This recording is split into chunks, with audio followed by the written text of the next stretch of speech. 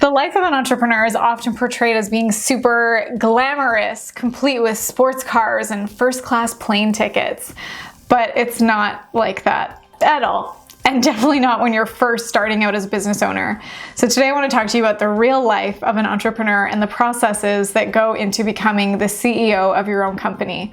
But before we get into it, I have an amazing new challenge that's perfect for new entrepreneurs and influencers. It's called the Infinite Video Impact Challenge. And if you're looking to drive massive impact and profit for your business, check it out in the description below. And be sure to like, comment, and subscribe for more weekly videos because I'm putting out videos every single week about how to monetize your YouTube channel and become the entrepreneur you're meant to be.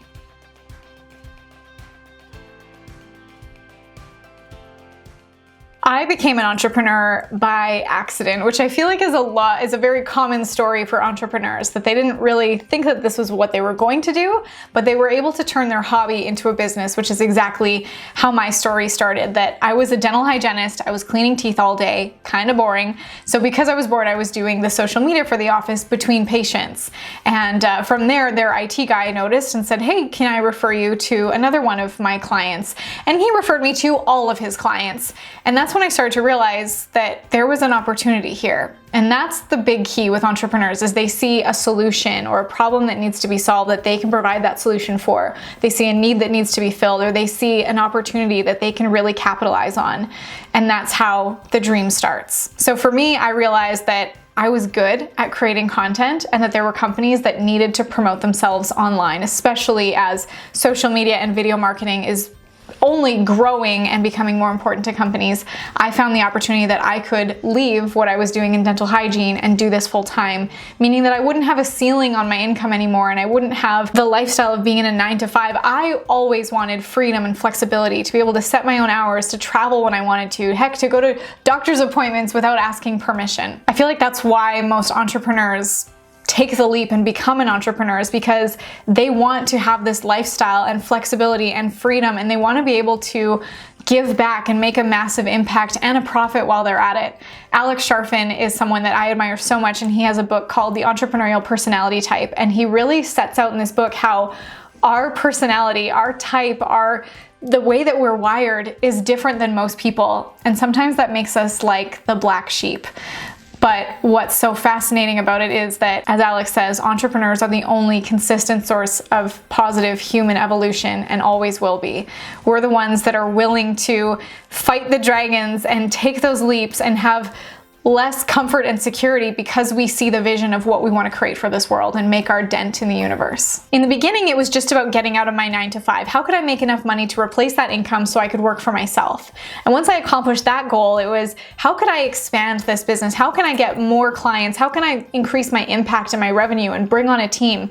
So I learned pretty quickly that it was new level, new devil. You reach the goal and then there's the next one. It's never this feeling of like smooth sailing and I've made it. You get to that goal, you reach that accomplishment, and it's what's next, which I feel like is another struggle for entrepreneurs, is there's never this finish line. And we have committed ourselves to a lifestyle of inconsistency and constant transition. The only thing that's consistent is being inconsistent. Leaving the security of a 9-to-5 is probably one of the biggest things that held me back for a long time, was feeling like I needed to get to a certain level before I'd be ready. Like once I get another client, I'll be ready, or once I take this course, or once I have this skill, or once I'm an expert, then I'll be ready.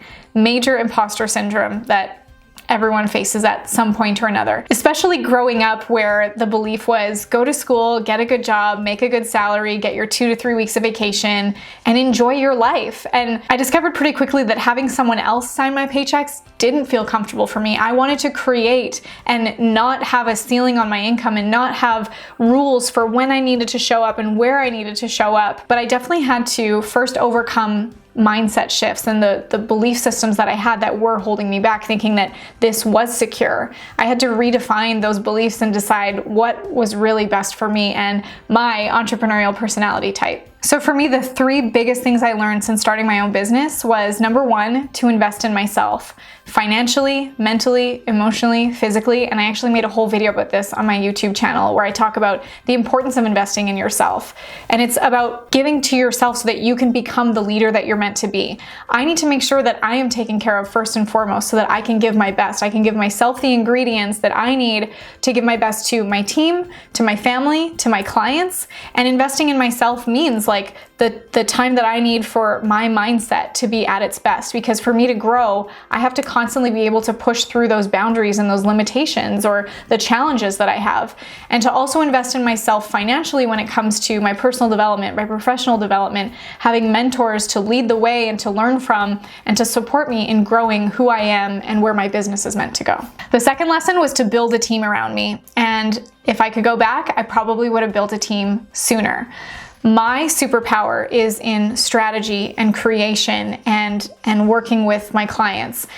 And one of the things that held me back for so long was feeling like I had to do it all myself, that I thought I was this snowflake unicorn and that I was the only person that could do all of these things. But I very quickly learned that there's a ceiling on that. And I wanted so badly to not have a ceiling on my income and to be able to reach more people, make a bigger impact and a bigger profit. But you can only do so much with your 40 hours a week, or let's be honest, entrepreneurs do not work just 40 hours a week. But I wanted to be able to do more, and I can only do so much in the 24 hours a day that I have. So I needed to build a team around me so that I could be the visionary that I'm meant to be in my business and lead the team. And I've always said that my job as a leader is to create more leaders. And I can't do that when I'm stuck in the tactical of the day-to-day things, like even things like designing a graphic or checking my email, when there are things that are more strategic and things that are actually going to move the needle in the business. So building a team around me made all the difference. And the third lesson was to just be willing to take risks. As an entrepreneur, like I said, you have signed up for a life of inconsistency and constant transition. So the anxiety and the leaps you're going to take in your business and the risks you're going to take become like your new normal. You are constantly facing challenges and overcoming obstacles and roadblocks, and that's what you have signed up for. Any business that isn't growing is dead. Any business that isn't broken has closed. Your business is another Alex Charfen quote. Your business will constantly be broken, and if you're doing it right, that's a good thing. And what that means is you're constantly evolving. And even as you grow in one area, another area needs to be able to evolve and transition to meet that. So let's say, for example, if you have an amazing sales process, now you need to be able to improve your fulfillment process so that your business can always be at a level where you're growing and not broken from being stagnant or not having the systems in place to really serve your audience and your clients to the best degree. If you're new to the entrepreneurship world, I have a whole playlist for you that walks through the types of questions that you're gonna get asked to make the most of this career and the most of your personal development, because I believe that your business will only grow to the level that you do. So personal development, growth, entrepreneurship, motivation is so important to me. So go check out that playlist. I hope you enjoyed hearing a bit about my origin story and how I've grown to become the entrepreneur that I am today. And for all you entrepreneurs out there, I'd love to learn more about how you got started with your business. So let me know in the comments below, and don't forget to check out the Infinite Video Impact Challenge linked below. Thanks so much for watching. If you like this video, hit the thumbs up, comment below, and subscribe for more weekly videos.